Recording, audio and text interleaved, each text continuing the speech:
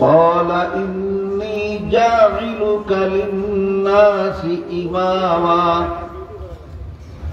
قال ومن ذريتي قال لا ينال عهد الظالمين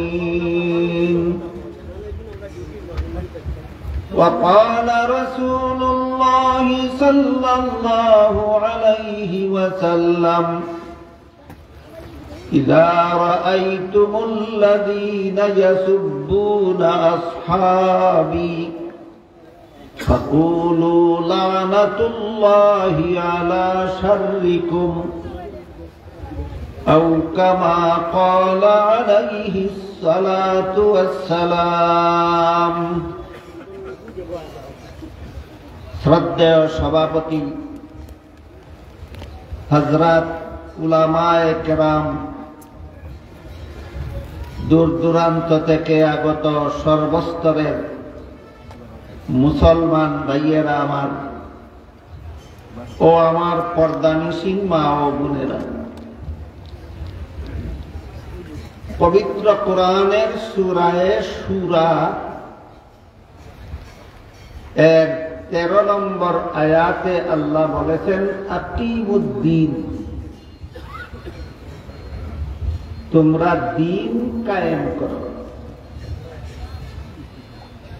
এখানে দিন শব্দকে আল্লাহ ইসলামের সহিহ আকীদা বিশ্বাস করতে ব্যবহার করেন। এই সহিহ আকীদা শব্দ দুইটা কুরআন হাদিসের ভাষা। খালেস বাংলা ভাষায় এর অর্থ বলতে পারেন বিশুদ্ধ মতবাদ, আর কায়েম করো এই শব্দটাকে আল্লাহ অবিচল থাকো, অটল থাকো অর্থে ব্যবহার করে। আয়াতের মর্ম দ্বারায় তোমরা ইসলামের বিশুদ্ধ মতবাদে অটল থাকো। ইসলামের বিশুদ্ধ মতবাদে অটল থাকো এই নির্দেশ দিয়ে আল্লাহ সূরার 13 নম্বর আয়াতে কথাটি কেন বলবেন? তার কারণ হলো এই আয়াত নাযিল হওয়ার সময় সমাজের বিভিন্ন লোক বিভিন্ন নবীর অনুসারী বলে নিজেদের দাবি করত। আর আমাদের সকলের জানা থাকা দরকার যে সমস্ত নবী রাসূলগণের মাধ্যমে আল্লাহ দুনিয়াতে একটি মাত্র ধর্ম প্রচার করেছেন, সেটা হলো ইসলাম। আদম আলাইহিস সালাম ইসলাম ধর্ম প্রচার করেছেন, নূহ আলাইহিস সালাম ইসলাম ধর্ম প্রচার করেছেন, ইব্রাহিম আলাইহিস সালামের প্রচারিত ধর্মের নাম ইসলাম, মুসা আলাইহিস সালামের প্রচারিত ধর্মের নাম ইসলাম, ঈসা আলাইহিস সালামের প্রচারিত ধর্মের নাম ইসলাম, যেমন ভাবে মুহাম্মদুর রাসূলুল্লাহ সাল্লাল্লাহু আলাইহি ওয়াসাল্লামের প্রচারিত ধর্মের নাম ইসলাম। কাজেই সমস্ত নবী রাসূলগণের প্রচারিত ধর্মই ইসলাম। এজন্য আল্লাহ সূরা আলে ইমরানের 85 নম্বর আয়াতে পরিষ্কার ভাষায় বলে দিয়েছেন, মাই ইয়াবতাগি গায়রাল ইসলামি দীনান ফালান ইউকবাল। ইসলাম ছাড়া অন্য কোন ধর্ম যারা পালন করে তাদের পালিত ধর্ম কখনো আল্লাহর কাছে গ্রহণযোগ্য হবে না। কাজেই ইসলাম ছাড়া যে কোনো ধর্ম দুনিয়াতে যে কোনো মানুষ পালন করুক, এর মানে হইল সে কোনো নবীর অনুসারী নয়। যেহেতু সকল নবীর ধর্ম ইসলাম, তাই যে ইসলাম পালন করে না সে কোন নবীর অনুসারী? কোন নবীর অনুসারী। এই জন্য আল্লাহ সূরা আলে ইমরানের 85 নম্বর আয়াতে পরিষ্কার ভাষায় ঘোষণা দিয়েছেন, একমাত্র ইসলাম ছাড়া আর কোন ধর্ম যারা পালন করে তাদের ধর্ম গ্রহণযোগ্য হবে না। তবে সূরাতুল বাকারার 256 নম্বর আয়াতে আল্লাহ বলে দিয়েছেন লা ইকরাহা ফিদ্দীন। এর অর্থ হলো ধর্মের বেলায় বল প্রয়োগ চলবে না। কাউকে বল প্রয়োগ করে ধর্মান্তরিত করা যাবে না, বরং সমস্ত ধর্মাবলম্বীদেরকে যার যার ধর্ম পালনের স্বাধীনতা দিতে হবে। তাই প্রশ্ন জাগে, ইসলাম ছাড়া আর কোন ধর্মই যদি আল্লাহর কাছে গ্রহণযোগ্য না হয়, তাহলে অন্যদের ধর্ম পালনের স্বাধীনতা দিতে হবে কেন? আর স্বাধীনতাই যদি দিতে হবে তাহলে গ্রহণযোগ্য হবে না কেন? এই প্রশ্নের জবাব বোঝার জন্য সহজ উদাহরণ হচ্ছে পরীক্ষার হলে পরীক্ষার্থী ছাত্রদের যারা প্রশ্নের সঠিক জবাব লেখে, তাদের যেভাবে লেখার স্বাধীনতা দেওয়া হয়, তেমনি ভাবে যারা প্রশ্নের জবাব ভুল লেখে তাদের কি লিখতে বাধা দেওয়া হয় না পূর্ণ স্বাধীনতা দেওয়া হয়? পরীক্ষার্থী ছাত্র প্রশ্নের জবাব ভুল লিখলে যে কারণে পূর্ণ স্বাধীনতা দেওয়া হয়, একই কারণে দুনিয়াতে কেউ ভ্রান্ত ধর্ম পালন করলেও তাকে পালন করার পূর্ণ স্বাধীনতা দেওয়া হয়। এর অর্থ গ্রহণযোগ্যতা নয়, বরং এটা নিয়ম রক্ষা। তাই কোন পরীক্ষার্থী ছাত্র যদি এই সুযোগে ইচ্ছা মতো প্রশ্নের জবাব ভুল লেখে, তাহলে যেভাবে তার কপালে গোড়ার দিন ছাড়া আর কিছু না, ঠিক তেমনি ভাবে এই সুযোগে যদি দুনিয়াতে কেউ ইসলাম ছাড়া আর কোন ধর্ম পালন করে, তার কপালেও আখিরাতে জাহান্নাম ছাড়া আর কিছু না। পরীক্ষার হলে বসে ভুল লেখলে বাধা দেওয়া যাবে না, ইচ্ছা মতো লিখতে দাও, গোড়ার দিন পাবে। দুনিয়াতে যদি কেউ ভিন্ন ধর্ম পালন করে, ইচ্ছা মতে পালন করতে দাও, পরকালে জাহান্নাম। কাজেই সমস্ত নবীর প্রচারিত ধর্ম যেহেতু ইসলাম, এই জন্য আল্লাহ বলেছেন ইসলাম ছাড়া আর কোন ধর্ম যারা পালন করে তাদের ধর্ম গ্রহণযোগ্য হবে না, কারণ এরা কোন নবীর অনুসারী নয়। কিন্তু মুহাম্মদুর রাসূলুল্লাহ সাল্লাল্লাহু আলাইহি ওয়াসাল্লামের যুগে অনেক লোক এমন ছিল যারা একদিকে বিভিন্ন নবীর অনুসারী বলে দাবি করে, নবীর অনুসারী মানে ইসলাম ধর্মের অনুসারী, কিন্তু করত মূর্তির পূজা। দাবি করত নবীর অনুসারী বলে, আর করত কি? মূর্তির পূজা। মূর্তির পূজা এটা ইসলামের বিশুদ্ধ মতবাদ নয়, ইসলামের নামে ভ্রান্ত মতবাদ। নবীর অনুসারী দাবি করার মানে হলো নিজের ধর্মকে ইসলাম দাবি করা, আর মূর্তি পূজায় বিশ্বাসী হওয়ার মানে হলো ভ্রান্ত মতবাদ।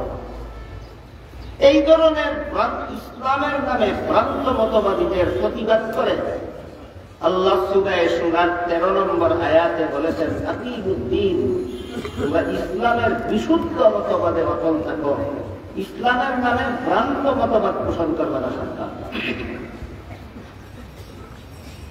এই ইসলামের নামে ভ্রান্ত মতবাদ দুই স্তরের হয়ে থাকে। এক প্রকারের ভ্রান্ত মতবাদের ভ্রান্তি এত মারাত্মক, এই ভ্রান্তির কারণে তারা আর মুসলমান থাকে না, কাফের হয়ে যায়। যদিও দাবি করে আমাদের ধর্ম ইসলাম, কিন্তু এত মারাত্মক ভ্রান্ত মতবাদের অনুসারী, যে কারণে ইসলাম ধর্ম তার থাকে না, সে কাফের হয়ে যায়। যেমন আমাদের বর্তমান সমাজের কাদিয়ানীরা দাবি করে এদের ধর্মের নাম ইসলাম, কিন্তু পবিত্র কোরআনের সূরা আহজাবের 40 নম্বর আয়াতে আল্লাহ আমাদের নবীকে খাতামুন নবিয়্যিন উপাধি দিয়েছেন। হাদিস শরীফে রাসূল বলেছেন লা তাকুমুস সাআতু হাত্তা ইউবআসা দাজ্জালুনা কাযাবুনা কুল্লুহুম ইয়াজআমু আন্নাহু নাবিয়্যুন ওয়া আনা খাতামুন নবিয়্যিনা লা নাবিয়্যা বা'দি। এর অর্থ হলো আমার পরবর্তী কোন লোক কিয়ামতের পূর্ব পর্যন্ত কোন লোক নবী হওয়ার দাবি করলে সে হবে মিথ্যাবাদী দাজ্জাল।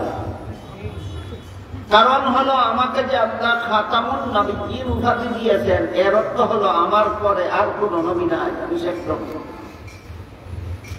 কাজেই সূরা আহজাবের 40 নম্বর আয়াতে আল্লাহ যেখানে মুহাম্মদুর রাসূলুল্লাহকে শেষ নবী বলে ঘোষণা দিয়েছেন, সেখানে যারা গোলাম আহমদ কাদিয়ানীকে নবী মানে, এরা সূরা আহজাবের 40 নম্বর আয়াত মানে না, এই জন্য অনেক কাফের।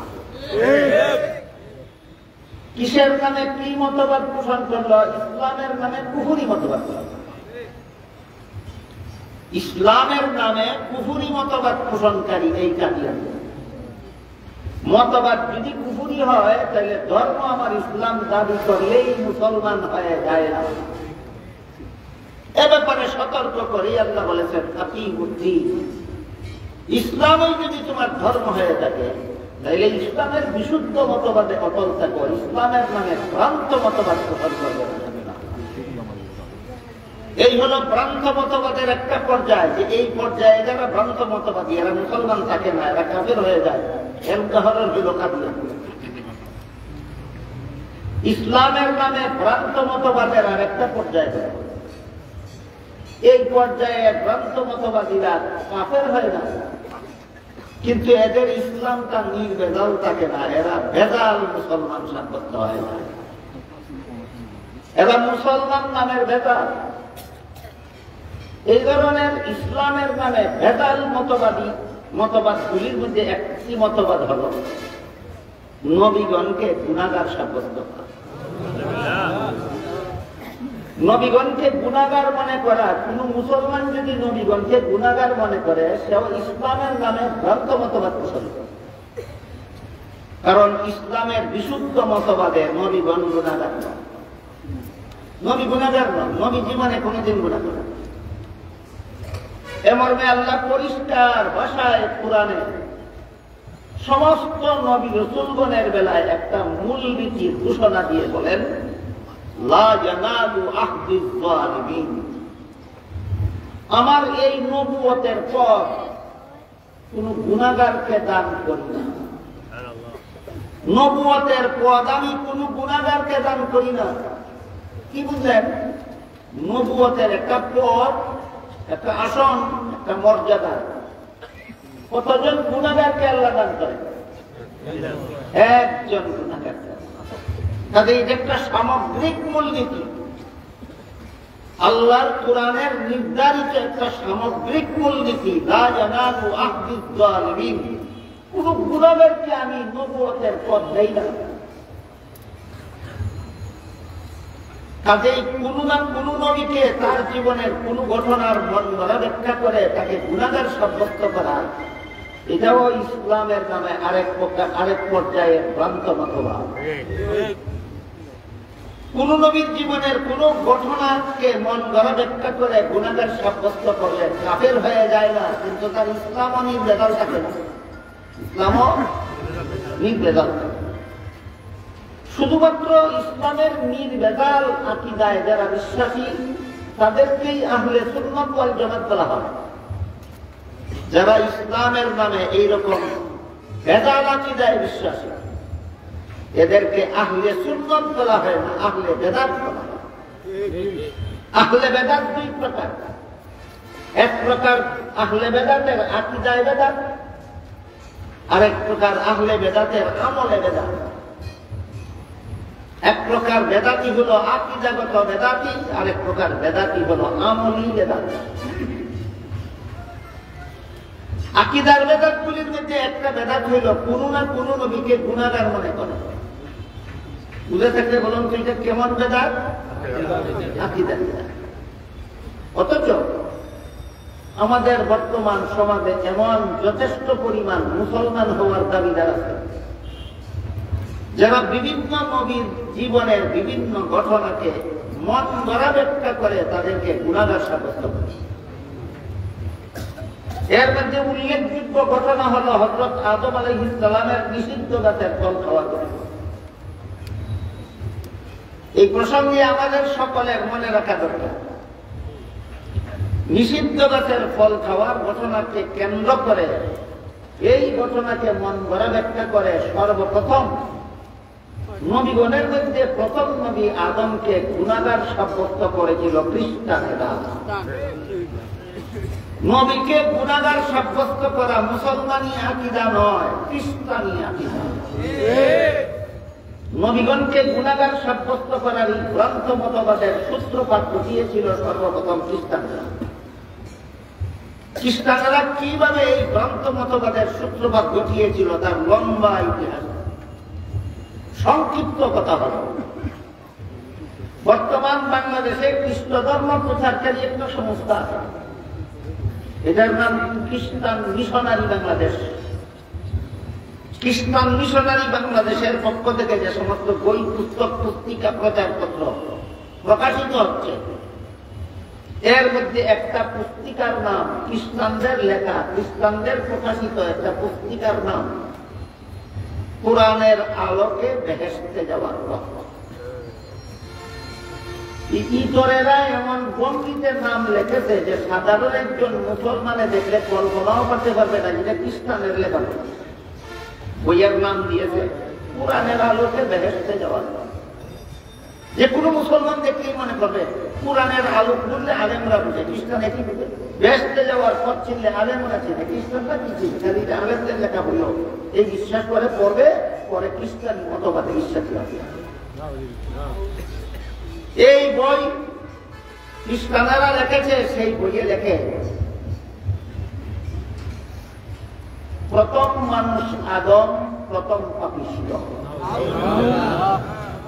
এইখান থেকে নবীকে গুনাহগার বানানোর ইতিহাস, নবীকে গুনাহগার সাব্যস্ত করার ইতিহাসের পুরার কথাই যায়। খ্রিস্টানেরা কোরআনের আলোকে বেহেশতে যাওয়ার পথ বইয়ে লিখেছে প্রথম মানুষ আদম, প্রথম পাপিষ্ঠ। এই পাপিষ্ঠ আদমের বংশে যত নবী জন্মগ্রহণ করেছে সবগুলি নবী জন্মগত পাপিষ্ঠ। আদমের কি পাপ আর অন্য নবীদের কি পাপ?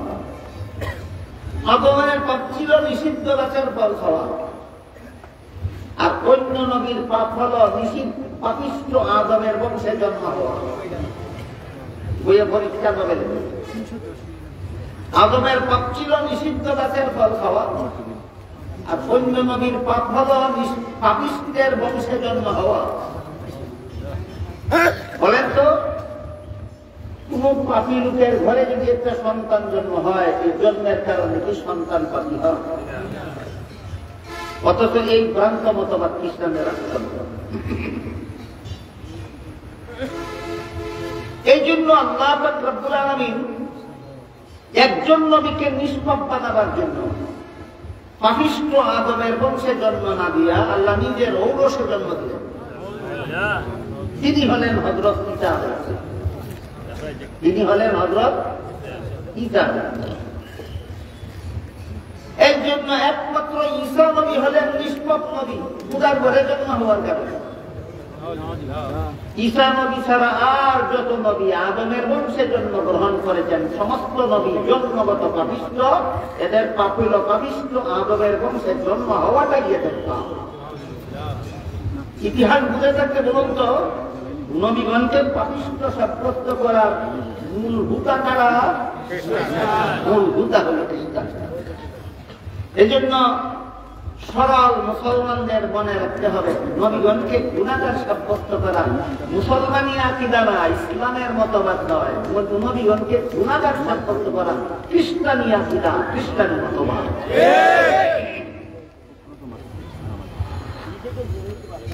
এরপরে আসুন, তারা আদম কেন পাপিষ্ঠ তার কারণ দর্শাইয়া বলেন।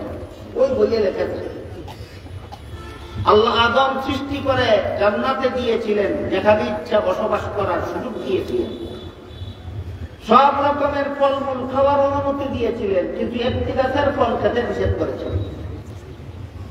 কিন্তু শেষ পর্যন্ত আদম ইবলিসের ধোঁকায় পড়ে আল্লাহর নিষিদ্ধ গাছের ফল খেয়েছিলেন। এতটুকু ঘটনা সত্য।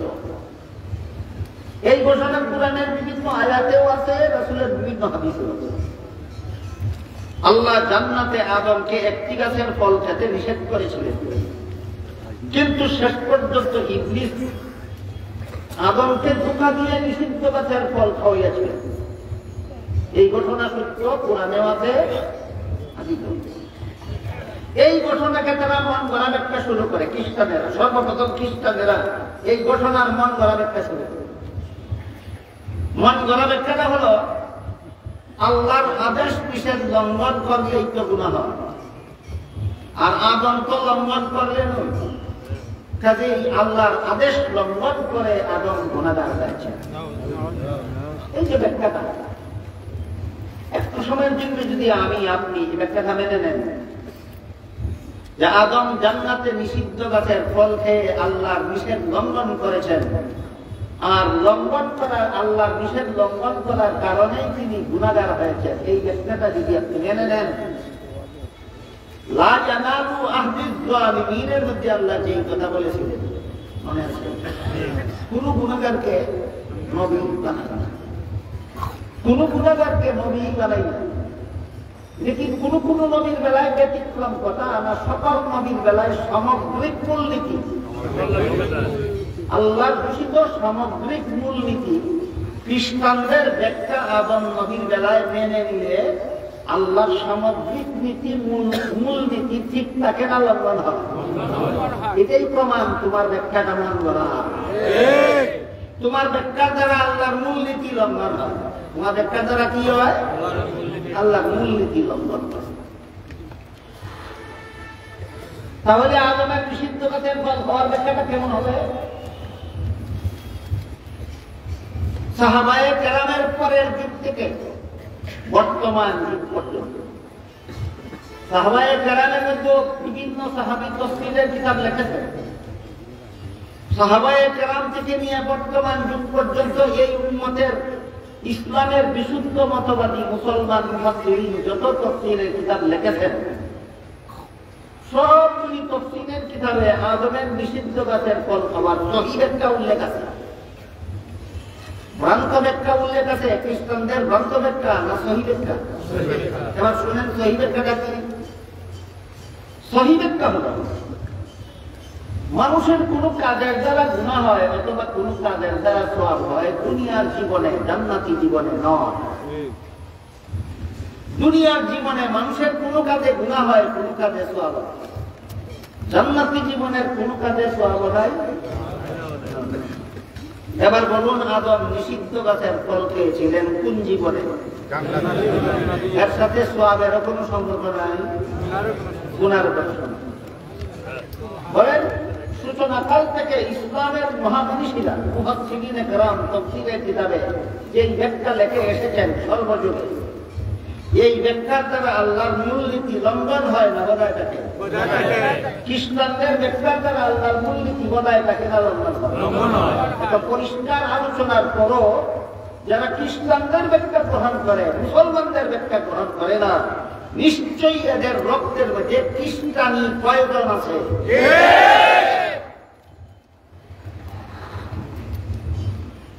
আরেকটা সহিহ ব্যাখ্যা, সেটা হলো দুনিয়ার জীবনেও কেউ যদি আল্লাহর নিষিদ্ধতার কথা ভুলে গিয়ে নিষিদ্ধ কাজ করে ফেলে, তারা মনে হয় না। যেমন ধরুন, রমজান মাসের দিনের বেলায় রোজাদারকে আল্লাহ খানা পিনা করতে নিষেধ করে, কিন্তু কোন রোজাদার যদি নিজের রোজার কথা ভুলে গিয়ে খানা পিনা করেই ফেলে, আল্লাহর নিষেধটা কি পালন হইল না লঙ্ঘন হইল? কি পরিমাণ মনে হল? নিষেধ লঙ্ঘন হয়েছে কিন্তু গুনাহ হয়নি। কেন? ভুলে গিয়ে নিষেধ লঙ্ঘন। আদম সম্পর্কে আল্লাহ কোরআনে বলেন, নাসিয়া আদম, আদম ভুলে গেল। তুমি ভুলে গেলে গুনাহ হয় না, আদম ভুলে গেলে গুনাহ হয়। তুমি মুসলমানের কাছে কোরআন শিখেছ না খ্রিস্টানদের কাছে কোরআন শিখেছ? এটা খ্রিস্টানি মতবাদ, মুসলমানি মতবাদ নয়।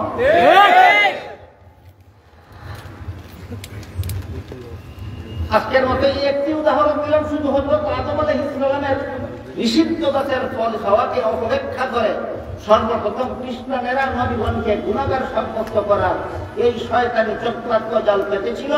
আর এই কয়েকশো প্রায় ১,৫০০ বছরের ভিতরে বিভিন্ন মুসলমানেরাও খ্রিস্টানদের পক্ষ করে খ্রিস্টানদের ধুতায় করে বিভিন্ন নবীর জীবনের বিভিন্ন ঘটনাকে অবহেলা করে আল্লাহর নির্ধারিত সামগ্রিক মূলনীতির বিরুদ্ধে নবীগণকে গুনাহগার সাব্যস্ত করার ষড়যন্ত্র জালে লিপ্ত।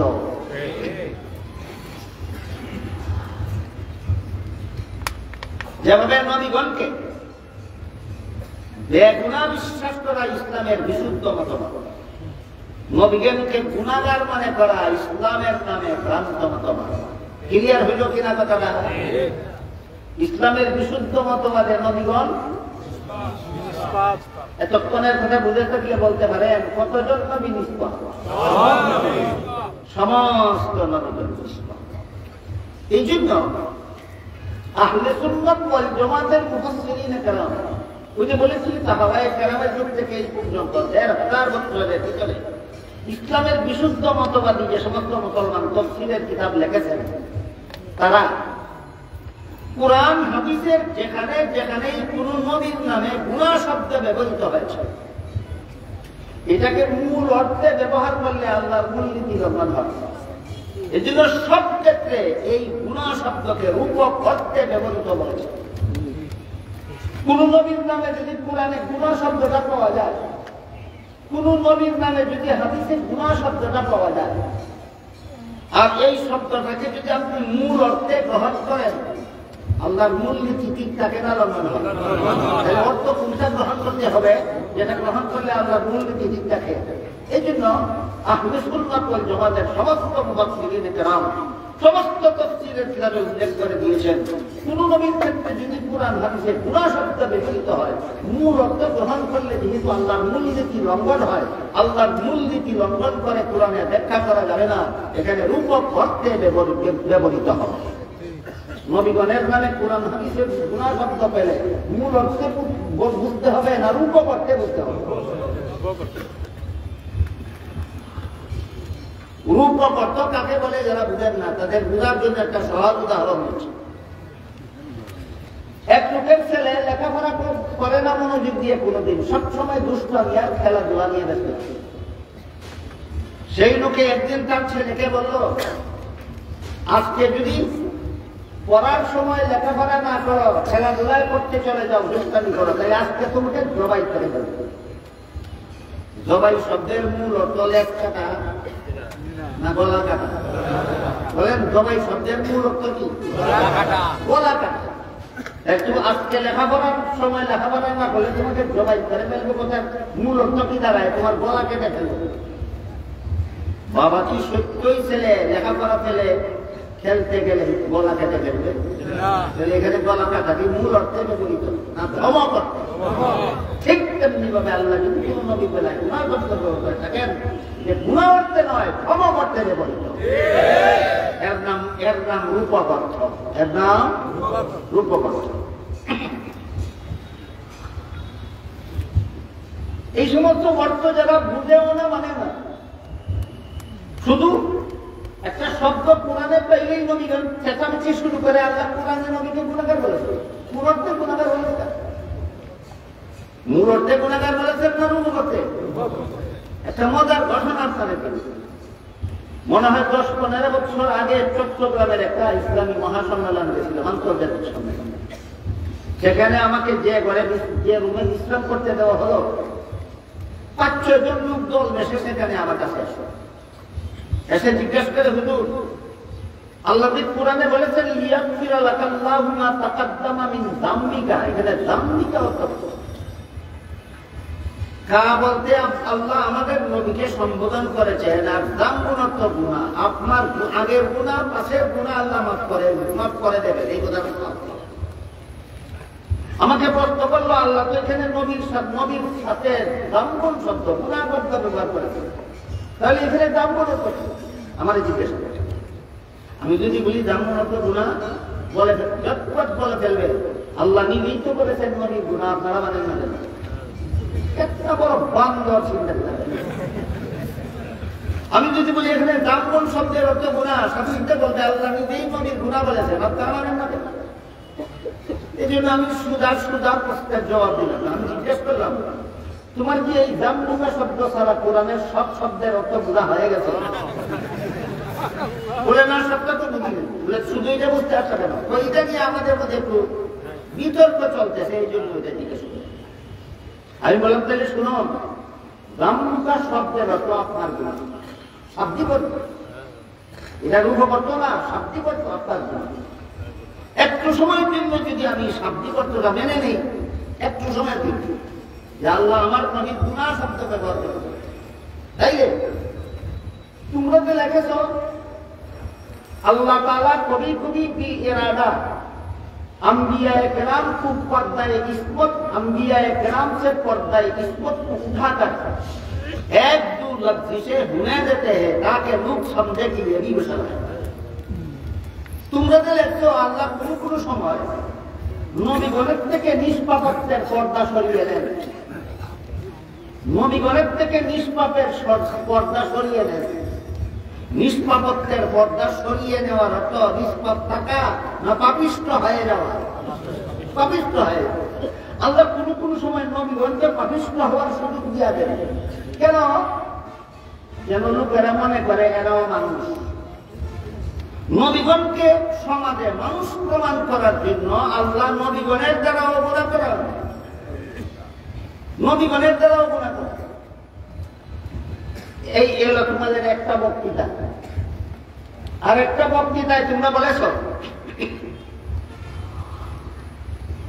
रसूल खुदा के सिवा किसी को बेख्तियार हक न समझना, किसी की ज़हनी गुलामी में मुब्तला न होना। আল্লাহর রাসূল ছাড়া আর কেউ সত্যের মাপকাঠি নাই। একদিক দিয়ে বলছো রসুলের গুনাহ করেন, অপর দিক দিয়ে বলছো রসুল ছাড়া কেউ সত্যের মাপকাঠি নাই। দুই কথার সার্বভৌমত্ব দাঁড়াই গেল। রসুল গুনাহ করে এবং রসুল ছাড়া কোন সত্যের মাপকাঠি নাই। এখানে গুনাহগারকে সত্যের মাপকাঠি বাড়াইল কিনা? বাড়াইল কিনা? রসুল যদি গুনাহ করার পরেও সত্যের মাপকাঠি থাকতে পারেন, সাহাবায়ে কেরাম গুনাহ করলে সত্যের মাপকাঠি থাকতে পারবেন না কেন? আর কোন কথা না বলে ছয়টার ছয়টাই আবার কামরার থেকে বের হয়ে চলে। এই হলো এদের বাঙালি, এই হলো মুসলমানদের সমাজে খ্রিস্টানদের গ্রন্থ মতবাদ প্রচার করার চক্রান্ত। এই জন্য আমাদের পুরাণ থেকে কথা বুঝতে হবে। এক নম্বর কথা হলো আল্লাহ কোরআনে একটা মূলনীতি নির্ধারণ করে দিয়েছেন নবী রাসূলগণের ব্যাপারে, যে কোন গুনাহগারকে আল্লাহ নবী বানান না, আর যাদেরকে নবী বানান এরা জীবনে কোনোদিন গুনাহ করে না। দুই নম্বর কথা হলো এটা হলো একটা মূলনীতি, সামগ্রিক মূলনীতি, সকল নবীর বেলায় প্রযোজ্য। কাজেই কোন নবীর জীবনের কোন ঘটনাকে মন গড়া ব্যাখ্যা করলে যদি গুনাহগার সাব্যস্ত করা যায়, ওই ব্যাখ্যাটা যে মন গড়া, এটা বোঝার জন্য এটাই যথেষ্ট যে তোমার ব্যাখ্যা আল্লাহর মূলনীতি বিরোধী। তিন নম্বর কথা হলো আহলে সুন্নাত ওয়াল জামাতের সমস্ত তাফসীরে কিতাবে লেখা আছে, কোন নবীর বেলায় যদি গুনাহ শব্দ কখনো ব্যবহৃত হয়, সেটা গুনাহ অর্থে নয়, রূপক অর্থে ব্যবহৃত হয়। যেমন ভাবে বাবা ছেলেকে জবাই করে ফেলার কথাটা গলা কাটার অর্থে ব্যবহৃত নয়, ধমক অর্থে ব্যবহৃত। তেমনি ভাবে আল্লাহর পক্ষ থেকে কোন নবী মানে গুনাহ শব্দ ব্যবহার করলে এটা পাপ অর্থে ব্যবহৃত নয়, এটা আল্লাহর পক্ষ থেকে ধমক অর্থে ব্যবহৃত।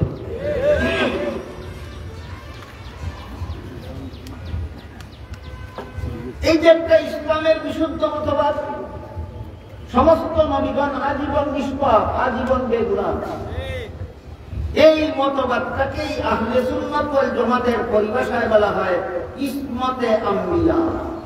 এই মতবাদটা আহলে সুন্নাত ওয়াল জামাতের পরিভাষায় এই মতবাদটাকে কি বলা হয়? ইসমতে আম্বিয়া। ইসমতে আম্বিয়া মানে হলো নবীগণ বেগুনাহ, নবীগণ আজীবন নিষ্পাপ। এবার শুনুন, ওই খ্রিস্টানেরা তাদের পুরাণের আলোকে বেহেশতে দেওয়ার পর দিয়ে কি পরিমাণ গাঞ্জা পুরি কথা লেখছে ধর্মের নাম। আজকাল আমাদের সমাজে অনেক শিক্ষিত পণ্ডিত এমন পাওয়া যায় যাদের মাথায় ধরে না ইসলাম ছাড়া বাকি ধর্মগুলি বাতিল কেন। পুরাণে আল্লাহ বারবার বিভিন্ন আয়াতের ঘোষণা দিয়েছেন একমাত্র ইসলাম ধর্ম গ্রহণযোগ্য, আর বাকি সব ধর্ম বাতিল বাতিল বাতিল। খ্রিস্ট ধর্ম বাতিল, ইহুদি ধর্ম বাতিল, মূর্তি পূজার ধর্ম বাতিল, বৌদ্ধ ধর্ম বাতিল, যত ধর্ম আছে সমস্ত ধর্ম বাতিল, একমাত্র ইসলাম ধর্ম আল্লাহর কাছে গ্রহণ। অনেক শিক্ষিত পণ্ডিত আছে বর্তমান সমাজে, যারা এই কথাটা তাদের মাথায় ধরে না। কেন ধর্ম আবার বাতিল হবে কেন? যাদের মাথায় ধরে না, এদের ব্রেইন ওয়াশ করার জন্য আরেকটু কথা খ্রিস্টানদের ধর্মের বলে। এই যে খ্রিস্টানদের লেখা বইতে কোরআনের আলোকে বেহেশতে যাওয়ার পর এই বইয়ে লিখেছে, প্রথম মানুষ আদম প্রথম পাপিষ্ঠ, নিষিদ্ধ গাছের ফল খাওয়া ছিল তার পাপ। আমার এতক্ষণের কথা বুঝে যারা বুঝেছেন তারা একটু দয়া করে বলুন, আদমের নিষিদ্ধ গাছের ফল খাওয়াটা পাপ ছিল? এটাকে পাপ সাব্যস্ত করা ইসলামী মতবাদ না খ্রিস্টানি মতবাদ? তাইলে কোন ধর্মটা সত্য আর কোন ধর্মটা বাতিল তোমার মাথায় ধরে না কেন? তোমার মাথার মস্তকে তো কথা কেন? কাজে কাজেই এই পাপিষ্ঠ আদমের বংশে যত নবী জন্মগ্রহণ করেছেন সমস্ত নবীগণ জন্মগত পাপিষ্ঠ। আদমের পাপের কারণে আদমের বংশের নবী পাপিষ্ঠ। কোন যুক্তি? আদমের পাপের কারণে তার বংশের জন্মগ্রহণকারী নূহ নবী পাপিষ্ঠ হবেন কেন? আদমের বংশের জন্মগ্রহণ করার অপরাধে ইব্রাহিম নবী পাপিষ্ঠ হবেন কেন? আদমের বংশের জন্মগ্রহণ করার কারণে মুসা নবী পাপিষ্ঠ হবেন কেন? বলেন নিজের ধর্মের কথা না ধর্মের নামে গাঁজাখুরি কথা? 3 নম্বর গাঁজাখুরি কথা। যেহেতু আল্লাহ দেখলেন পাপিষ্ঠ আদমের বংশের নবী জন্ম হইলে নবীটাও জন্মগত পাপিষ্ঠ হয়, এই জন্য আল্লাহ একজন নবীকে নিষ্পাপ বানাবার জন্য আর আদমের বংশে জন্ম না দিয়া স্বয়ং আল্লাহ নিজের ঔরসে জন্ম দিলেন। তিনি হলেন হযরত ঈসা আলাইহিস সালাম। আল্লাহ কোরআনে বলেন, লাম ইয়ালিদ ওয়া লাম ইউলাদ। মুসলমানের আল্লাহ কোন পিতার করে জন্মগ্রহণ করেন না, নিজে পিতা হয়ে কোন সন্তান জন্ম দেন না। মুসলমানের আল্লাহ পিতা হয়ে সন্তান জন্ম দেন না। খ্রিস্টানেরা কোরআনের আলোকে বেহেশতে যাওয়ার পর বুঝে রেখে আল্লাহ পিতা হয়ে যিশু সন্তান জন্ম দিয়েছেন। 3 নম্বর গাঁজাখুরি কথা ধর্মের নামে। কিসের নামে? কেমন কথা? ধর্মের নামে গাঁজাখুরি কথা বলবে আর তোমাদের মাথায় ধরবে না। এদের ধর্ম বাতিল কেন? ব্রেইন ওয়াশ করো, হাসপাতালে গিয়ে। এরপরে 4 নম্বর গাঁজাখুরি কথা। যিশু খ্রিস্ট আল্লাহর ঘরে জন্ম হয়ে দুনিয়াতে আসলেন। আসার পরে দেখলেন দুনিয়ার সমস্ত মানুষ আদমের পাপের কারণে পাপী। আরেকটা গাঁজাখুরি কথা, আপনারা আদমের পাপের কারণে পাপী। আরে নিজের বাবের হিসাব দিয়ে কুল খাওয়া যায় না, আবার আদমের বাবের হিসাব দিব। এই বইয়ে লেখে সমস্ত মানুষ আদমের পাপে পাপী। এই পাপীরা কেউ জান্নাতে যেতে পারবে না। সুতরাং আপনারা আদমের বইয়ে জন্মেছেন, আপনাদের জান্নাতের দরজা বন্ধ। এই জন্য খোদার পুত্র যিশু খোদার কাছে আবেদন করলেন যে পিতা, আমার শত্রুদেরকে সুযোগ করে দাও, তারা যেন আমাকে ছুরিতে চড়িয়ে হত্যা করে, এতে আমার যে কষ্ট হবে, এই কষ্টটা আমাকে যারা আপনার পুত্র বলে বিশ্বাস করবে কিয়ামত পর্যন্ত তাদের সারা জীবনের সমস্ত গুনাহ মাফের ব্যবস্থা হবে। পিতা পুত্রের দরখাস্ত মঞ্জুর করলেন, শত্রুদেরকে সুযোগ দিলেন। শত্রুরা খোদার পুত্র যিশুকে ছুরিতে চড়িয়ে হত্যা করলো, এতে খোদার পুত্রের যে কষ্ট হইল এর বিনিময়ে কিয়ামত পর্যন্ত যারা যিশুকে খোদার পুত্র বিশ্বাস করবে এরা দুনিয়ার জীবনে যত খুন, যত জিনা ব্যভিচার, যত সন্ত্রাস, যত রকমের বদমাশি করবে সবগুলি অগ্রিম মাফ হয়ে গেছে। যখনই তুমি দুনিয়াতে আসো, যে পরিমাণ খুন করবা যিশু তোমার খুনের গুনাহ মাফ করে গেছেন। যত রকমের জিনা ব্যভিচার করবা যিশু তোমার গুনাহ মাফ করে গেছেন। যত সন্ত্রাস করবা ইবলিস তোমার যিশু তোমার সমস্ত সন্ত্রাসের গুনাহ মাফ করে গেছেন। এই জন্য দুনিয়াতে কোন ধর্ম যদি সন্ত্রাসী থাকে সেই ধর্মটার নাম হইল খ্রিস্ট ধর্ম। যিশু খ্রিস্টকে খোদার পুত্র বিশ্বাস করলে তুমি ভবিষ্যৎ জীবনে যত অপরাধ করবা সমগ্র অপরাধের মাঝের জন্য তিনি স্বেচ্ছায় কারাবরণ, তিনি ফুলিতে বরণ করেছেন। এটা ধর্মের নামে আরেকটা গাঁজাখুরি কথা। অথচ আল্লাহ পাক রব্বুল আলামিন কোরআনে বলেন, ওমা কাতালুহু ওমা সালাবুহু ওয়ালাকিন শুববিহা লাহুম।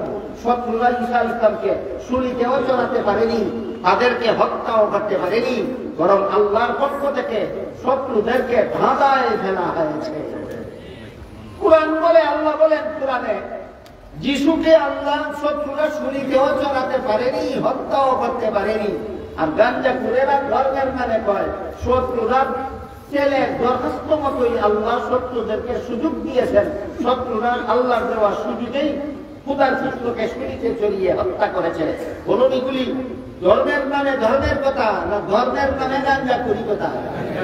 এতগুলি গাঞ্জাখুরি কথা যারা ধর্মের নামে বলতে পারে, এদের ধর্মটা কেন বাতিল হবে? যে সমস্ত শিক্ষিত পণ্ডিতের মাথায় ধরে না, এরা হাসপাতালে গিয়ে ব্রেইন ওয়াশ করা দরকার।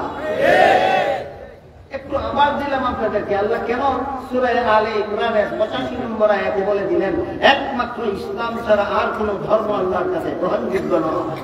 ক্লিয়ার হইল কিনা বিষয়টা? ইসলাম ছাড়া বাকি সমস্ত ধর্ম বাতিল। তাহলে ইসলাম ছাড়া সমস্ত ধর্ম যদি বাতিল হয়, তাহলে সাম্প্রদায়িক সম্প্রীতি রক্ষা করবো কিভাবে? এটা একটা রাজনৈতিক পরিবেশ, সাম্প্রদায়িক সম্প্রীতির একটা রাজনৈতিক পরিভাষা। এই পরিভাষাটা বেশি বেশি ব্যবহার করা হতো ভারতে। কোথায়? ভারতে। ভারতের রাষ্ট্রটাকে ধর্ম নিরপেক্ষ রাষ্ট্র বলা হয়। ভারত রাষ্ট্রটাকে কি রাষ্ট্র বলা হয়? ধর্ম নিরপেক্ষ বলতে কি বুঝে? ধর্ম নিরপেক্ষতার দুই অর্থ হইতে পারে। একটা অর্থ তুমি ইচ্ছা করলে ধর্ম পালন করো, না ইচ্ছা না হইলে না করো, আমার কোনো কথা না। ধর্ম নিরপেক্ষতা করতে ইচ্ছা হইলে তুমি ধর্ম পালন করো, না হইলে না করো, আমার কোনো কথা না। ধর্ম নিরপেক্ষতার এই যদি ব্যাখ্যা হয়, তাহলে আপনারা বলুন তো বস্ত্র নিরপেক্ষতার অর্থ কি হবে? মনে আছে যে কাপড় কিনতো, তাহলে লেঙ্গা কাপড়, আমার কথা না। এর থেকে বড় অশ্লীল মতবাদ আর কিছু হতে পারে না। আর যদি বলো ধর্ম নিরপেক্ষতার অর্থ প্রত্যেকের ওই যার যার ধর্ম পালনের স্বাধীনতা, এই যদি হয় ধর্ম নিরপেক্ষতার অর্থ, প্রত্যেকের ওই যার যার ধর্ম পালনের স্বাধীনতা। তুমি বলবা কেন? আল্লাহ 1000 বছর আগে সূরাতুল বাকারার 26 নম্বর আয়াতে আল্লাহ বলে দিয়েছেন, লা ইকরাহা ফিদ্দীন, সমস্ত ধর্মাবলম্বীকে যার যার ধর্ম পালনের স্বাধীনতা দিতে হবে। বলুন তো, সমস্ত ধর্মাবলম্বীদেরকে যার যার ধর্ম পালনের স্বাধীনতা সাম্প্রদায়িক সম্প্রীতির নামে দিতে হবে না আল্লাহ কুরআনে দিয়েছে? তাহলে আবার সাম্প্রদায়িক সম্প্রীতি কোন কোরআনের নাম? এখন সাম্প্রদায়িক সম্প্রীতির নামে যে শয়তানিটা চলছে, এটাও আপনাদের দেখবে বেশ কয়েক বছর যাবৎ পরিলক্ষিত হচ্ছে। হিন্দুদের মূর্তি দুর্গা পূজার মিষ্টি খাইতে যায় কিছু মুসলমান। কিছু মুসলমান হিন্দুদের দুর্গা পূজার মিষ্টি খেতে যায়। আমি আমার কয়েকটারে জিজ্ঞাসা করছি, এই তুই মুসলমান নেই? আমি মুসলমান। মূর্তি পুজো দুর্গা পূজার মিষ্টি খাইতে গেলে কেন? ধর্ম যার যার উৎসব সভা। আচ্ছা, ধর্ম যার যার উৎসব সভা, এর নাম সাম্প্রদায়িক সম্প্রীতি? হ্যাঁ, এর নাম হলো সাম্প্রদায়িক সম্প্রীতি। ধর্ম যার যার উৎসব সভা। আমি বললাম তোর কথা আমি সব করে 100 বার এই মুহূর্তে মেনে নিলাম। ধর্ম যার যার উৎসব সভা। তুই যাবি হিন্দুদের দুর্গা পূজার মিষ্টি খাইতে, সবগুলি হিন্দুদের কুরবানির গরুর গোশত খাওয়াই দিবে। সাম্প্রদায়িক সম্প্রীতি রক্ষা কর। আপনারা বলুন, আপনাদের কারো যারা দেখে আজ পর্যন্ত কোন হিন্দু ঈদুল আজহায় কুরবানির গরুর গোশত খেতে এসেছে আপনাদের ঘরে? একটাও না। কোন মুসলমান হিন্দুদের দুর্গা পূজার মিষ্টি খাইতে যায় কিনা? সাম্প্রদায়িক সম্প্রীতি কি একতরফা হবে? নিরপেক্ষ উভয় পক্ষে হতে হবে। তাহলে বোঝা গেল মতলব খারাপ। সাম্প্রদায়িক সম্প্রীতিটা খারাপ মতলবে ব্যবহার করা হয়। শুধু মুসলমানদেরকে দুর্গা পূজার মিষ্টি খাওয়াবার জন্য, হিন্দুদেরকে কুরবানির গরুর গোশত খাওয়াবার জন্য নয়। মতলব খারাপ। তখন আমি এটারে কইলাম, ও ধর্ম যার যার উৎসব সভা, তাহলে কি গৃহস্থী যার যার বসন সভা, ব্যবসা যার যার মুনাফা সভা, চাকরি যার যার বেতন সভা, বিয়া যার যার বউ সভা? বল আপনারা কি বলেন? গৃহস্থী যার যার ফসল সভা না গৃহস্থী যার ফসল তার, ব্যবসা যার ফসল তার, চাকরি যার বেতন তার, বিয়া যার ধর্মদার, উৎসবদার, এর নাম সাম্প্রদায়িক সম্প্রীতি। যেমন ভাবে গৃহস্থী যার ফসলদার, যেমন ভাবে চাকরি যার বেতনদার, যেমন ভাবে ব্যবসা যার মুনাফাদার, যেমন ভাবে বিয়া যার বউদার, তেমনি ভাবে ধর্ম যার উৎসবদার, এর নাম সাম্প্রদায়িক সম্প্রীতি। সাম্প্রদায়িক সম্প্রীতি কুরআন যথাযথভাবে দিয়েছে। আর কোন পণ্ডিতের আলাদাভাবে সাম্প্রদায়িক সম্প্রীতি নিয়ে নাক গলাবার বাকি রাখেনি কুরআন।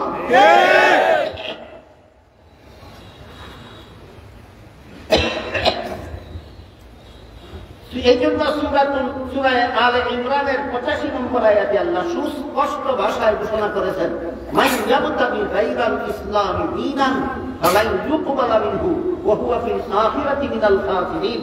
ইসলাম ছাড়া আর কোন ধর্ম আল্লাহর কাছে গ্রহণযোগ্য নয়। কেউ যদি সারা জীবন ওই সাম্প্রদায়িক সম্প্রীতি সাম্প্রদায়িক সম্প্রীতি সাম্প্রদায়িক সম্প্রীতি মুখে মুখে জপে, সকল ধর্মাবলম্বীদের ওই যার যার ধর্ম পালনের স্বাধীনতা আছে এই কথাটা জপে, কিন্তু ইসলাম ছাড়া আর কোন ধর্ম আল্লাহর কাছে গ্রহণযোগ্য নয়, জীবনে একবারও যদি না বলে, জীবনে একবারও। সূরাতুল বাকারার 256 নম্বর আয়াতে আল্লাহ বলেছেন, সমস্ত ধর্মাবলম্বীরা যার যার ধর্ম পালনের স্বাধীন, এটা সারা জীবনই কয়। আলে ইমরানের 85 নম্বর আয়াতে বলেছেন, ইসলাম ছাড়া কোন ধর্ম গ্রহণযোগ্য নয়, একবারও বলে। এমন মুসলমান আছে না দেশে?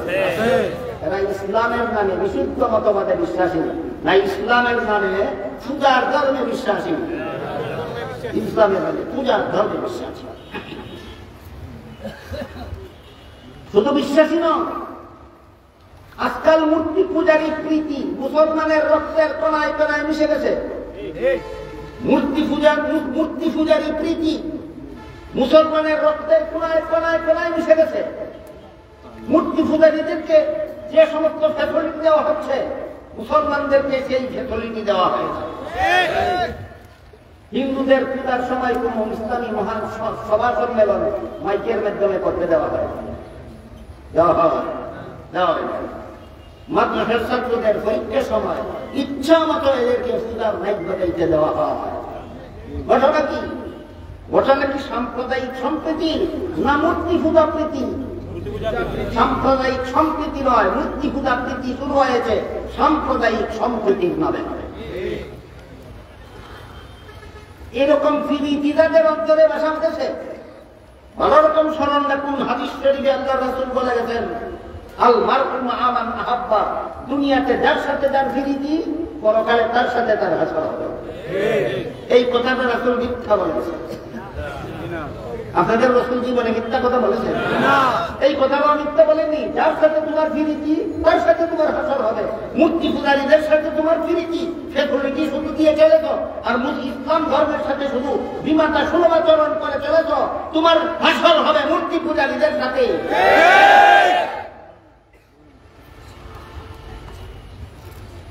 তাতেই সূরা আলে ইমরানের 85 নম্বর আয়াতে আল্লাহ কি বলেছেন? ইসলাম ছাড়া আর কোন ধর্ম গ্রহণযোগ্য নয়। এটা হলো ইসলামের বিশুদ্ধ মতবাদ।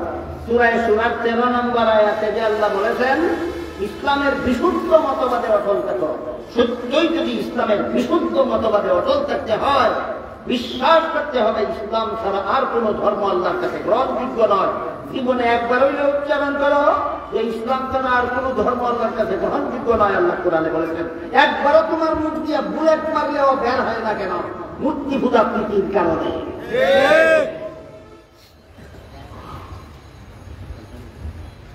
এরপরে ইসলামের নামে ভ্রান্ত মতবাদ গুলির মধ্যে একটি মতবাদ হইল নবীগণকে গুনাহগার সাব্যস্ত করা। এই বিষয়টা কি আমি আপনাদেরকে একটুখানি বুঝাতে পারলাম? নবীগণকে গুনাহগার সাব্যস্ত করার ভ্রান্ত মতবাদের ফাউন্ডেশন হইল খ্রিস্টান।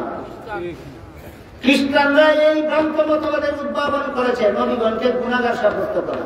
এই জন্য খ্রিস্টানদের ধর্মের নামে গাঁজা পরিচিতিকতার রেফারেন্স দিয়েছি, যেন আপনারা বুঝতে পারেন। সূরা আলে ইমরানের 85 নম্বর আয়াতে আল্লাহ কেন বললেন ইসলাম ছাড়া বাকি ধর্মগুলি কেন বাতিল?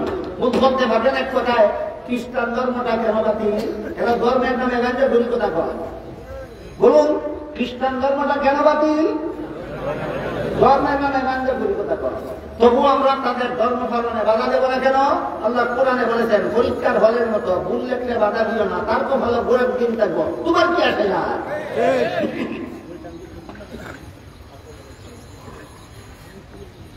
যেভাবে নবীগণকে গুনাহগার সাব্যস্ত করা ইসলামের নামে এমন একটা ভ্রান্ত মতবাদ, যে ভ্রান্ত মতবাদে মুসলমানকে নির্বেজাল মুসলমান থাকতে দেয় না, সে মুসলমান নামের বেজাল হয়ে যায়। ঠিক তেমনি ভাবে সাহাবায়ে কেরামের সমালোচনা করাকে বৈধ মনে করা, এটাও ইসলামের নামে ভ্রান্ত মতবাদ। সাহাবায়ে কেরামের সমালোচনা বৈধ নয়, হারাম। সাহাবায়ে কেরামের সমালোচনা হারাম।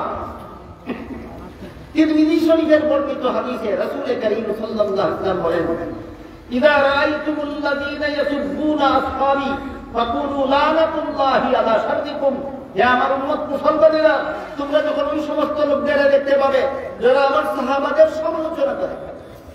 হাদিসের অর্থটা এইভাবে করলে আরেকজন পণ্ডিত অভিধান নিয়ে বসে যায়, বসে অভিধান ঘাটাঘাটি করে বলে সাব্বুনের অর্থ গালাগালি। আমরা তো সাহাবাদের গালাগালি করি না, আমরা সমালোচনা করি।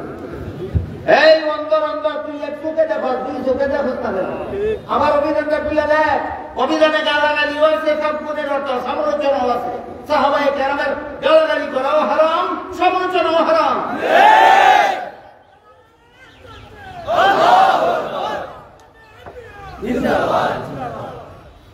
সাহাবায়ে কেরামকে গালাগালি করা জঘন্যতম হারাম, সাহাবায়ে কেরামদের সমালোচনা করা হারাম। এই জন্য তিরমিজি শরীফের বর্ণিত হাদিসে রাসূল কারীম সাল্লাল্লাহু আলাইহি ওয়াসাল্লাম বলে দিয়েছেন, ইযা রাআইতুমুল্লাযীনা ইয়াসুব্বুনা আসহাবী ফাকুলু লানাতুল্লাহি আলা শাররিকুম। তোমরা যখন ওই সমস্ত লোকদের দেখতে পাবে যারা আমার সাহাবাদের সমালোচনা করে, এদেরকে বলে দিও সাহাবা সমালোচকদের উপর আল্লাহর লানত। সাহাবা সমালোচকদের উপর আল্লাহর লানত। বর্তমান সমাজে যে সমস্ত মুসলমান নামধারীরা সাহাবাদের সমালোচনা করে, আপনাদের কারো জানা থাকলে বলতে পারেন সবচেয়ে বেশি সমালোচনা কোন সাহাবীদের করে? হযরত মুআবিয়া রাদিয়াল্লাহু আনহু সমালোচনা সবচেয়ে বেশি করেছে সাহাবা সমালোচনা। এই মুআবিয়াটা কত খারাপ সাহাবী ছিল আমি একটু ইতিহাস বলি আপনাদের। আল্লাহ পাক রব্বুল আলামিন পবিত্র কোরআনে আয়াতে বলেন, মুহাম্মাদুর রাসূলুল্লাহি ওয়াল্লাযীনা মা'হু আশিদ্দাউ আলাল কুফফারি রুহামাউ বাইনাহুম। মুহাম্মাদুর রাসূলুল্লাহ এবং তার সঙ্গী সাথীগণ, বলতে পারেন মুহাম্মাদুর রাসূলের সঙ্গী সাথীগণ কারা? মুহাম্মাদুর রাসূল এবং তার সঙ্গী সাথীগণের দুইটা বিশেষণের উল্লেখ করেছেন আল্লাহ কোরআন। উল্লেখযোগ্য দুইটা বিশেষণ, একটা হলো আশিদ্দাউ আলাল কুফফার, সন্ত্রাসী বেঈমানদের মোকাবেলায় কঠোর। মুহাম্মাদুর রাসূলুল্লাহ সন্ত্রাসী বেঈমানদের মোকাবেলায় কঠোর। মুহাম্মাদুর রাসূলুল্লাহ সাহাবায়ে কেরাম সন্ত্রাসী বেঈমানদের বেলায় কঠোর। আমি দুঃখিত, সন্ত্রাসী কাকে বলে এখানে আমি বলতে পারবো না। আজকে এটা বলার প্রাসঙ্গিকতাও নাই, বলার মতো সময় নাই। অথচ বর্তমান দুনিয়াতে শুধু নয়, আমাদের এই সমাজে যথেষ্ট পরিমাণ এই সন্ত্রাস দমনের নামে সন্ত্রাস চালাবার ইসলাম চলেছে। বর্তমান দুনিয়াতে জাতীয়ভাবে আন্তর্জাতিকভাবে সন্ত্রাস দমনের নামে সন্ত্রাসী হামলা চলেছে। মুসলমান যেখানে আছে সেখানে, সারা দুনিয়ার যেখানেই মুসলমান আছে সেখানেই সন্ত্রাসী হামলা চলেছে। কিসের নামে? সন্ত্রাস দমনের নামে। এটা আমার আলোচ্য বিষয় নয়, বর্ণনা করার সময় নাই, শুধু একটা গল্প বলে বিষয়টা শেষ করতে। এক দেশে এক কুখ্যাত চোর ছিল, এর নামে মামলা আছে থানায় শত শত। এই চোরের দ্বারায় সরকারের অশান্তি নাই, জনগণের অশান্তি। এই চোরের কথা করো। একবার এই চোরের নাম ছিল কাবুলিয়া। মানুষের মিয়া টিয়া কয় না, কয় কান্দাসুরা। এক ঝালায় মানুষের কাছে কান্দাসুরা। কান্দাসুরা বাজারে গিয়ে দেখে এক ব্যক্তি সারাদিন বেচা কিনা করিয়া দোকানের ক্যাশের টাকা বলতেছে। টাকা দেখলে তো চুরের লোভ লাগে স্বাভাবিক। তার সামান থেকে টাকাগুলি দিব কিভাবে, তার কৌশল বাইতে এই মিয়া দোকানদারকে বলে, এই মিয়া বাজারে বইয়া টাকা কেন, কাল্লা চূড়া দেখলে তো নিয়ে যাবে। কে কয়? দোকানদার সরল মনে কয় কাল্লা চূড়া তো মানুষের টাকা চুরি করে নিয়ে যায়, আমার সামান থেকে টাকা কিভাবে নিবে? কাল্লা চূড়া কয় তোমার সামান থেকেও কাল্লা চূড়া টাকা নিতে পারে, কিভাবে নিবে তুমি যদি বুঝতে চাও আমি বুঝাতে পারবো। সরল মানে দোকানদার বলে বুঝাও তো, যেই বলছে বুঝাও তো, এমনি দোকানদারের কাছে বসে গেছে, বসে বলে এইভাবে তোমার কাছে এসে বসলো। তারপরে তার সামান থেকে টাকাগুলি হাতে নিয়ে নিজের পকেটে ঢুকায়, তারপর তোমার টাকা এইভাবে তার পকেটে ঢুকাবে। সবগুলি টাকা নিজের পকেটে ঢুকাইয়া দাঁড়াইল, দাঁড়াইয়া বললো এইভাবে দাঁড়াবে, দাঁড়াইয়া দিছে দৌড়, আর এইভাবে দিলে দৌড়। দোকানদারের খবর হয়েছিল, দোকানদার যখন চেঁচামেচি শুরু করছে, কাল্লা চূড়া টাকা নিয়ে গেল, কাল্লা চূড়া টাকা নিয়ে গেল, বাজারের মানুষ ভিড় করলো, আর কাল্লা চূড়া ভিড়ের ভিতরে পড়ে গেল। রক্ষা পাইল না, ঠেকলো, ঠেকলো, ভিড়ের ভিতরে পড়ছে না। যখন বলবে কিভাবে, এখন ফাটা গলায় চিৎকার দিয়া কাল্লা চূড়া বলতে লাগলো, কাল্লা চূড়া টাকা নিয়ে গেল, কাল্লা চূড়া রে ধরো, কাল্লা চূড়া টাকা নিয়ে গেল, কাল্লা চূড়া রে ধরো। টাকা নিয়ে গেল, কাল্লা চূড়া রে ধরো, তার মুখে কেন বলে বাজারের সে যাতে না বুঝে হেই কাল্লা চূড়া। ঠিক তেমনি ভাবে বর্তমান দুনিয়াতে যারা সংসার দমন করি বলে বলে সারা দুনিয়ার জমিন মুসলমানের রক্ত দিয়ে লাল করতেছে, এরা সন্ত্রাস দমন করি কেন বলে বিশ্ববাসী যেন বুঝতে না পারে এরাই সন্ত্রাসী।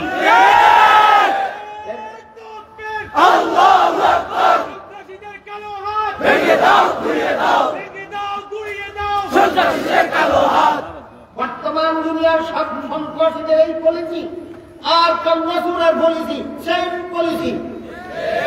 বর্তমান দুনিয়ার সন্ত্রাসীদের পলিসি আর কাল্লা চূড়ার পলিসি সেম পলিসি। এই বিষয়টা আপাতত এই পর্যন্ত থাকুক। আল্লাহ পাক রব্বুল আলামিন কোরআনে বলেন, মুহাম্মদুর রাসূলুল্লাহ এবং তার সঙ্গী সাথীগণ সন্ত্রাসী বেঈমানদের মোকাবেলায় কঠোর, আর নিজেদের বেলায় পরস্পরে সদয়। কার বিরুদ্ধে কঠোর? সন্ত্রাসী বেঈমানদের মোকাবেলায়। মুহাম্মদুর রাসূলুল্লাহ কঠোর, সাহাবায়ে কেরাম কঠোর। নিজেদের বেলায় সদয় কে কে? মুহাম্মদুর রাসূলুল্লাহ ও সাহাবাগণ নিজেরাও। এটা মুহাম্মদুর রাসূলুল্লাহর বিশেষণ কুরআনে বর্ণিত, যে সাহাবায়ে কেরামের বিশেষণ কুরআনে বর্ণিত, মনে রাখুন। তারপরে মুআবিয়া কত খারাপ সাহাবী ছিল এবার শুনুন। একবারে কুখ্যাত মুনাফিক ইবনে সাবা, এই ইবনে সাবা নামটা স্মরণ রাখবেন। কুখ্যাত মুনাফিক ইবনে সাবা এই উম্মতের মধ্যে সর্বপ্রথম সাহাবার সমালোচনার ভিত্তি স্থাপন করেছিল। আমি দুঃখিত, ইতিহাসটা বলার মতো সময় আমার। এই সাহাবা সমালোচনার ইতিহাস ঘাটতে শেষ পর্যায়ে গিয়ে পাইবেন মুসলমান উম্মতের মধ্যে সাহাবা সমালোচনার ভিত্তি স্থাপনকারী কুখ্যাত মুনাফিক ইবনে সাবা। নবীগণকে গুনাহগার সাব্যস্ত করার ভ্রান্ত মতবাদের ফাউন্ডেশন খ্রিস্টান, আর সাহাবা সমালোচকদের ফাউন্ডেশন কুখ্যাত মুনাফিক ইবনে সাবা। কুখ্যাত মুনাফিক ইবনে সাবা চক্রান্ত করে দুইজন সাহাবীর মধ্যে দ্বন্দ্ব সৃষ্টি করে দিয়েছিল। দুজন সাহাবী ছিলেন আন্তরিকভাবে সরল। একজন ছিলেন হযরত আলী রাদিয়াল্লাহু আনহু, আর একজন ছিলেন হযরত মুআবিয়া রাদিয়াল্লাহু আনহু। বলুন কোন মুনাফিকের চক্রান্ত করে দুই সাহাবীর মধ্যে গন্ডগোল বাড়াইছিল? কুখ্যাত মুনাফিক ইবনে সাবা। ইবনে সাবার ইতিহাস, ইবনে সাবার ইতিহাস মুসলমানদের ইতিহাসের কলঙ্কময় অধ্যায়। মুসলমানের ইতিহাসের কলঙ্কময় অধ্যায় ইবনে সাবার ইতিহাস। এই কুখ্যাত মুনাফিক ইবনে সাবা হযরত আলী আর হযরত মুআবিয়ার মধ্যে চক্রান্ত করে দ্বন্দ্ব বাঁধিয়েছিল। তখন তৎকালীন পৃথিবীর রোম দেশের খ্রিস্টান বাদশা হযরত মুআবিয়ার কাছে চিঠি লিখেছিল, আমি শুনতে পেরেছি আলীর সাথে তোমার বিরোধ বেঁধেছে, কাজেই তুমি অনুমতি দেওয়া মাত্রই আমি তোমার পক্ষে আলীর বিরুদ্ধে সাহায্য করার জন্য অস্ত্র শস্ত্র এবং সেনাবাহিনী পাঠিয়েছি। রোম দেশের খ্রিস্টান বাদশা মুআবিয়াকে অস্ত্র দিয়েও সাহায্য করতে চায়, সেনাবাহিনী দিয়েও সাহায্য করতে চায়। কার বিরুদ্ধে? আলীর। এই পত্র মুআবিয়ার হাতে পৌঁছার পর মুআবিয়ার পত্রের জবাবে প্রথম শব্দটাই লিখেছিলেন, ইয়া কালবার রোম, এই রোমের কুত্তা, এই রোমের কুত্তা, জেনে রাখ আলী একজন মুসলমান, আমিও একজন মুসলমান। আলীর সাথে যদি আমার কোনো মতবিরোধ থেকেই থাকে, সেটা নিতান্তই মুসলমানদের ঘরোয়া ব্যাপার। মুসলমানদের ঘরোয়া ব্যাপার নিয়ে দুনিয়ার কোন ইহুদি খ্রিস্টান লাল কুত্তার নাক গলাবার অধিকার নাই। তুই মনে রাখিস, আলীর বিরুদ্ধে যদি সেনাবাহিনী পাঠাস, তাইলে তোর সেনাবাহিনীর মোকাবেলায় আলীর পক্ষ হয়ে সর্বপ্রথম তরবারি উত্তোলিত হবে আমি মুআবিয়া। মুহাম্মদুর রাসূলুল্লাহ তার সঙ্গী সাথীগণের কি চরিত্র, আল্লাহ কি বলেছিলেন কোরআনে? সন্ত্রাসীদের মোকাবেলায় কঠোর আর পরস্পরে সদয়, পরস্পরে সদয়। বলুন, আলী মুআবিয়া পরস্পরে নিষ্ঠুর ছিলেন না সদয়? আলীর প্রতি মুআবিয়া কত বড় সদয় ছিলেন, ইতিহাস সাক্ষী আছে কিনা? এই মুআবিয়া হলো বর্তমান সাহাবা সমালোচকদের দৃষ্টিতে সবচেয়ে খারাপ সাহাবী। এই সবচেয়ে খারাপ সাহাবীদের চরিত্র যদি বর্তমান দুনিয়ার মুসলমানের কাছে থাকতো, সবচেয়ে খারাপ সাহাবীদের চরিত্র যদি বর্তমান দুনিয়ার মুসলমানের কাছে থাকতো, তাইলে অযোধ্যার বাবরি মসজিদ শহীদ হইত না। কাশ্মীরের মুসলমানদেরকে দিন দিন মুসলমানের রক্ত দিয়ে কাশ্মীরের মাটি লাল করতে পারত না। বার্মার মাটি মুসলমানের রক্ত দিয়ে সন্ত্রাসীরা লাল করতে পারত না। ফিলিস্তিনের মাটি মুসলমানদের রক্ত দিয়ে সন্ত্রাসী গোষ্ঠী ইহুদি আর ইসরায়েলি রাষ্ট্র লাল করতে পারত না।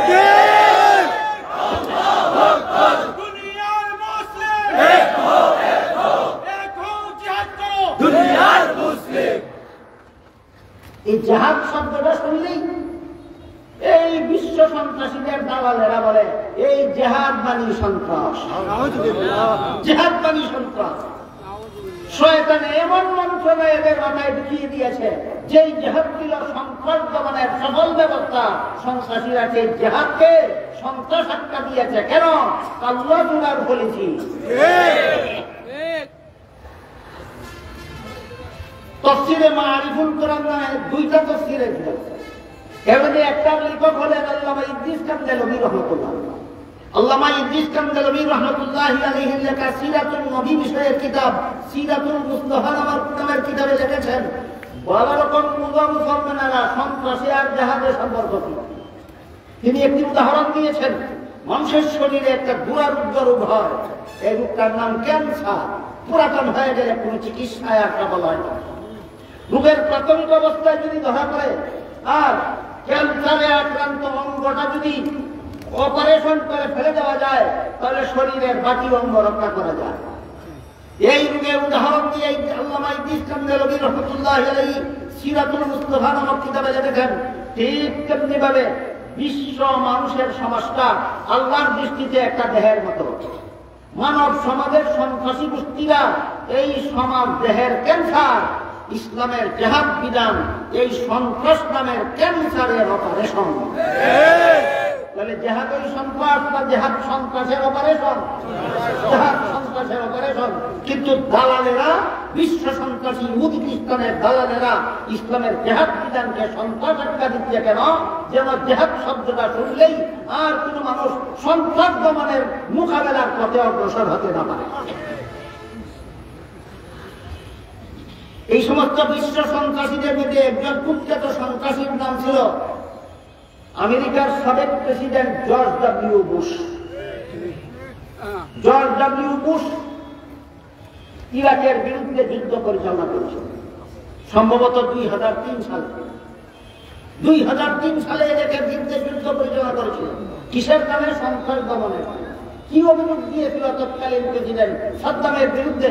অভিযোগ দিয়েছিল, তুমি গণবিধ্বংসী অস্ত্র আবিষ্কার করেছ, যেই অস্ত্র যুদ্ধের ময়দানে ব্যবহার করেও সৈনিকরা মরে না, নিরীহ জনগণকে ছাপিয়ে দেয়। সাদ্দাম বলছিল আমি এমন অস্ত্র আবিষ্কার করিনি। সে বলেছে করেছ। সাদ্দাম বলেছে করে থাকলে প্রমাণ করো। বলে প্রমাণ করবো না, আদালতে যাও। আদালতে যাবো না, আমাকে বিচারের মুখোমুখি করো। বিচারের মুখোমুখি করবো না, কি করতে চাও? যুদ্ধ করো। ন্যায় নীতির যুদ্ধ না গায়ের জোরে যুদ্ধ? এইভাবে বিশ্ব সন্ত্রাসী জর্জ বুশ যে ইরাকের মুসলমানদের বিরুদ্ধে যুদ্ধ চাপিয়ে দিল, সাদ্দামকে গ্রেফতার করাইল দালালদের দ্বারা। সাদ্দাম গ্রেফতার করার পরে সাদ্দামকে ফাঁসিকাষ্ঠে ঝুলিয়ে বুশের পুতুল সরকার ইরাকের গদিতে বসাইল। সেই পুতুল সরকারও বাইর করতে পারলো না যে সাদ্দাম গণবিধ্বংসী অস্ত্র আবিষ্কার করেছে। বাইর করতে করতে পারলো না। সত্য অভিযোগে এই যুদ্ধটা চালাইছিল বিশ্বযন্ত্রী বুশ নাকি বাহারা, মিথ্যা বাহারা। এই বুশের একটা বক্তৃতার রেফারেন্স দিয়েছেন বর্তমান বিশ্বের নবীন আলেমদের মধ্যে একজন তেজস্বী আলেম দারুল উলুম দেওবন্দের ফারেক, তার নাম মৌলানা ইয়াসির নদীম। তিনি গ্লোবালাইজেশন অফ ইসলাম নামের একটা বিশ্বে আলোড়ন সৃষ্টিকারী গ্রন্থ রচনা করেছেন। সেই গ্রন্থে তিনি জর্জ ডব্লিউ বুশের একটা বক্তৃতার উদ্ধৃতি দিয়েছেন। সেই বক্তৃতায় বুশ বলেছে, সারা দুনিয়ার সমস্ত পুরুষের চেহারাকে আমি দাড়িমুক্ত অবস্থায় দেখতে চাই, আর সারা দুনিয়ার সমস্ত মহিলাদের চেহারাকে আমি পর্দা মুক্ত অবস্থায় দেখতে চাই। কার বক্তৃতায় যা? বুশের, বিশ্ব সন্ত্রাসী বুশের বক্তৃতা। এই ব্যাপারে আমার দুইটা মন্তব্য আছে, আপনাদের পছন্দ দিলে গ্রহণ করবেন, না হলে আমাকে ফেরত দেবেন। 1 নম্বর মন্তব্য হলো, মুসলমান সমাজে যারা দাঁড়িয়ে রাখে না, এরা বুশের বক্তৃতার কারণে রাখে না, এরা বুশের বক্তৃতার খবরও জানে না। এটা আমার মন্তব্য। আমাদের সমাজে যে সমস্ত মুসলমান পুরুষ মুখে দাঁড়িয়ে রাখে না, বুশের বক্তৃতার কারণে না, বুশের বক্তৃতার খবরও জানে না, এরা দাঁড়িয়ে রাখে না কেন? আমার মন্তব্য হলো, এরা পরিবেশগত কারণে দাঁড়িয়ে রাখে না। যে স্কুলে পড়তে যায়, যা দেখে অন্য ছাত্ররা দাঁড়িয়ে রাখে না, সেও দাঁড়িয়ে রাখে না। যে অফিসে চাকরি করতে যায়, যা দেখে অন্য অফিসার দাঁড়িয়ে রাখে না, সেও দাঁড়িয়ে রাখে না। যেই বাজারে ব্যবসা করতে যায়, যা দেখে অন্য ব্যবসায়ীরা দাঁড়িয়ে রাখে না, সেও দাঁড়িয়ে রাখে না। আমার কথা বুঝে থাকতে বলুন, আমাদের সমাজের যে সমস্ত মুসলমান পুরুষ মুখে দাঁড়িয়ে রাখে না, এরা কি বুশের বক্তৃতার কারণে না পরিবেশগত কারণে? 2 নম্বর মন্তব্য, পরিবেশগত কারণে যারা দাঁড়িয়ে রাখে না, এদের ব্যাপারে আমার একটা সুধারণা আছে। কি কইছি? সুধারণা। এদের ব্যাপারে আমার একটা সুধারণা আছে। কি সুধারণা? আমার নবী বলেছেন আউফুল বহার, দাড়ি লম্বা করো। আমার নবী বলেছেন দাড়ি লম্বা করো। তাহলে আমার মুখের লম্বা দাড়ি নবীর পছন্দ, আর না রাখা বুশের পছন্দ। কথা পরিষ্কার, আমার মুখের লম্বা দাড়ি আমার নবীর পছন্দ, আর দাড়ি ফেলে দেওয়া বুশের পছন্দ। কাজেই আমি যদি মনে করি